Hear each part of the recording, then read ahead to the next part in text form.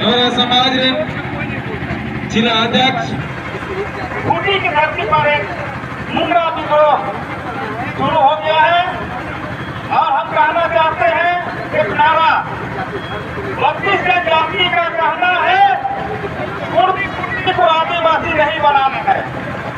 32 जनजाति का कहना है खूंटी को आदिवासी नहीं बनाना है। याद रखिए, आज हमको शायद बिरसा भी देख रहे थे कहीं से।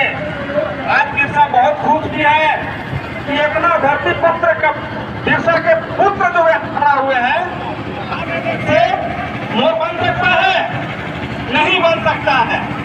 इस तरह गौरव समाज जिला अध्यक्ष खूंटी की धरती पर एक मुंडा विद्रोह शुरू हो गया है और हम कहना चाहते हैं एक नारा 32 जनजाति का कहना है खूंटी को आदिवासी नहीं बनाना है। 32 जनजाति का कहना है खूंटी को आदिवासी नहीं बनाना है। याद रखिए, आज हमको शायद बिरसा भी देख रहे थे कहीं से। आज बिरसा बहुत खुश भी है कि इतना धरती पुत्र का बिरसा के